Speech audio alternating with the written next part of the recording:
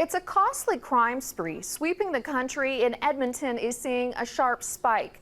Copper thefts are on the rise, hitting homes, businesses, and even critical infrastructure. The impact? Power outages, major repair bills, and in some cases, serious safety risks. CBC's Alicia Asquith joins us now. So, Alicia, what's driving this surge and who's paying the price? Well, with the high cost of copper as an incentive, telecommunications companies in particular say their infrastructure, which relies significantly on copper, is increasingly being targeted by thieves. They steal the copper lines, much of which is often buried underground or locked in electrical boxes on street corners. These thefts impact a variety of services many of us rely on, including landline voice services, internet, television, and cellular service. And according to one vice president we spoke to at TELUS, these types of thefts are on the rise. Well, it's a very big issue, and it's one that puts our public safety at risk. It's widespread across Canada. In fact, we've seen an increase of about 80% in cable thefts in just the first half of this year alone. In July, we had about 20 copper thefts in Alberta, 9 of which were in Edmonton. So those are directly impacting hundreds of customers.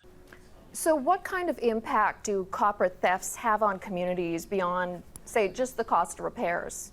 Yeah, copper thefts often leave entire neighborhoods without the ability to communicate, and that could put lives at risk, not to mention the costly impact on the economy.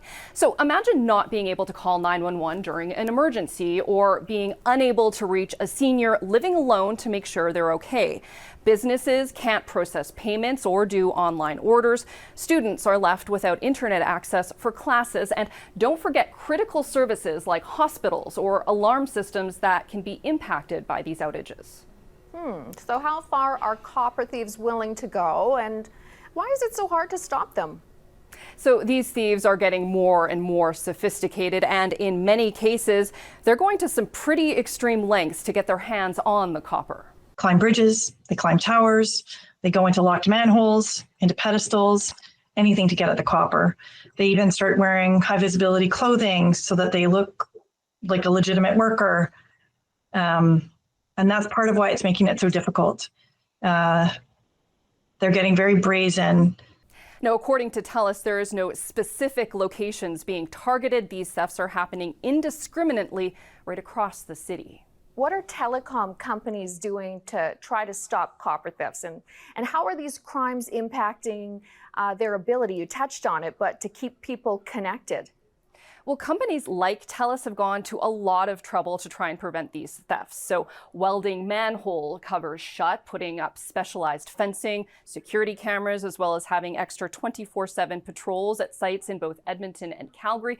Really anything to prevent these thefts, because yes, it takes a lot of time and effort to repair damages. And often in the search for valuable metals, other infrastructure like fiber optic lines are also damaged. Now, in recent weeks, TELUS says they've had to bring in crews from BC to help support the volume of repairs currently needed here. And restoring service is often a complicated process that can take a significant amount of time, leaving people out of touch for long stretches. So with rising costs, safety risks, and growing damage, what needs to be done to try and prevent these thefts? So this is where utilities and telecommunications companies want to see some changes. Right now, anyone stealing copper faces a relatively minor charge of theft under $5,000. For reference, that is the same penalty handed out for stealing a bike. They are calling on the government and law enforcement to implement stronger deterrents for these thefts and resale of stolen metal. Companies like TELUS are actively working with police to investigate all of these thefts and say it will take a community effort to help put a stop to this criminal activity. So they are urging anyone who sees anything suspicious in their neighborhood to report it to police or Crime Stoppers. Lindsay? Thanks for this, Alicia.